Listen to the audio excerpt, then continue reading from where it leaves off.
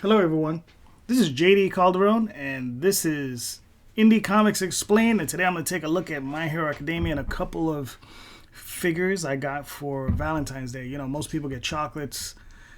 I got figures. I think I came out ahead. I can always get chocolate. Anyway, so this is a manga. I read that, but we're going to put that on the side for now. Just take a quick look at some of these figures. Now, these are the two boxes. They're pretty awesome. This is Midoriya. And this is All Might, and they're pretty cool. So you can see they weren't actually that expensive, only $24.99. Considering once I show you the pieces, I'm used to seeing these things run usually, you know, $50, $75, $80, and even higher. But these are actually relatively inexpensive, I think, for what we're getting. And even the All Might, they were both the same price. Pretty awesome. These are empty. These boxes are empty. I picked them up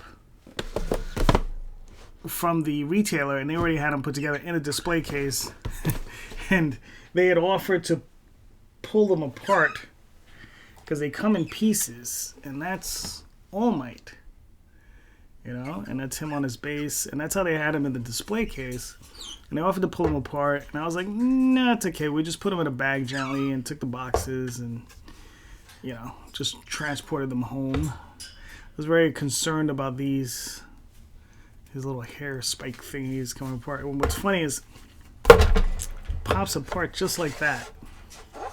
Comes apart in two pieces. Right? I would imagine this comes off and this comes off from the base, but it's pretty easy to put together and take apart. But that's All Might. It looks pretty cool.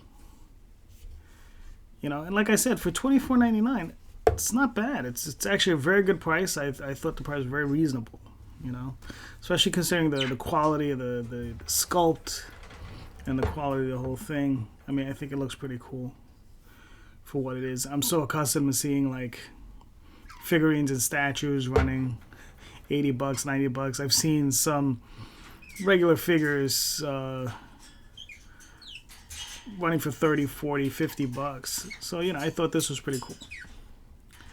That's him. That's All Might. And then we have Deku, or Midoriya. And that's him. It's happened in one of the episodes where he's running and he got beat up a little, half his mask comes off, and he's going in to, you know, punch somebody. I don't know how much I watched. Okay, so that's him off his thing, little stand there. He just looks cool. I mean, the detail. I love the, you know, you see the entire thing, all the detail in the shoe. And I love the hair, and I like how they added the green highlights with a little power. You know, even his teeth. I mean, it's so, you know, it's very nice. I like the little ridges here. I mean, they did a really, really, really nice job.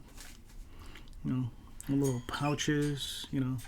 It's like a 90s image character with all the pouches. You know, let's hope he actually has stuff in his that he can use. Okay, so let's put him back in his, let's put this thing back in his butt. All right, there we go. Yeah, and these all sit up on my shelf with a bunch of my other figures and toys and things. Hopefully give me some inspiration to write some awesome stuff. But I watched the anime, which was a lot of fun. 70 odd episodes, or however many episodes there are. I watched them all. And I was like, let me take a look at the manga. The one thing I always find absolutely fascinating about the manga as opposed to the anime is how much they're alike, or how much is, I mean, it's taken scene by scene, almost word by word out of the manga. In reading this, I only found a few spots where it's a little different than the anime. And it's literally just a few words and maybe some inflections. And it's just very, very, I mean, just so much. I mean, they just do a great job of adapting everything. And I mean, and the thing is like this scene is in the anime. I mean, just like that. I mean, that's the craziest thing. This pose, this, this thing with him holding this cola. A lot of this stuff is just, I guess they obviously use the manga as some form of layout or storyboard for the anime, but they're very, very faithful to it. I mean, it's not like, unlike when the Americans do this stuff, they tend to rewrite the stories, they tend to truncate the stories, they don't come anywhere near using the look of American comic books. So I think it's very admirable that the Japanese go to such lengths to keep the look of the characters and the story all the same, true to the manga, which is fantastic. And I know it's not easy.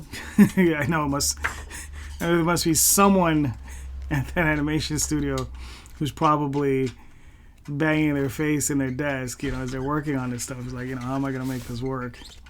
But, great stuff. I mean, it's a fantastic story. And one of the reasons I picked it up is because, American comic books, they just haven't been what they used to be. Not as good as they once were. And that's not to say there aren't good ones. There are some really, really good ones. But for the most part, they've kind of fallen off. And it was weird seeing and hearing people say, oh, it's strange to see the Japanese doing superhero comics better than the Americans. I wouldn't say that in totality. There are some excellent American comics. This is definitely up there. The only big difference with this is written for a younger audience, and not necessarily, I don't mean kids, but what I mean is probably from 12 to 18. And that's what I mean by a little bit younger. So it's more of a YA book, which is young adult. So that's what I mean by that. But the artwork is fantastic. Story is a lot of fun. And basically that's all it has to be. A lot of fun, very entertaining. Love Midoriya or Deku. And All Might is awesome too. I mean, all the characters are pretty cool. So I'm looking forward. I'm going to continue collecting these. I'm going to continue buying these. So, like I said, this is volume 1. You can get these anywhere. They're really, really inexpensive. This is the other thing that's killing comic books, is you can get one of these for $10. And that's the price of probably 2 Marvel or DC comics, maybe in some cases 2.5. Where that's the equivalent of maybe 40 or 50 pages worth of entertainment, where this has numbered. Almost 200 pages worth of content in there. So you're getting, 5 times the amount of content for the same price. So you'd have to spend $50 in American comics to get the same amount of content you'd get in this one book, which is a shame. But also I know in Japan this is released weekly, and it's released in a magazine, and it's parceled out in so many page increments. I believe it's 21 or 22 pages, however many they require. Similar to a superhero comic book, which is done in the same fashion. The only thing is I know you're getting one magazine with a bunch of different stories, which I'm pretty sure only runs maybe $10. I don't honestly know what they're charging for those books over there. But the tankobons, which this is what we like to refer to as a graphic novel, is $10. Like I said, it's a great value for what it is. A lot of fun, definitely suggested. The toys are awesome too. The anime is great. So what can you say? My Hero Academia, fun stuff. Anyway, thanks a lot, guys, and I'll be talking to you soon. Have a good one.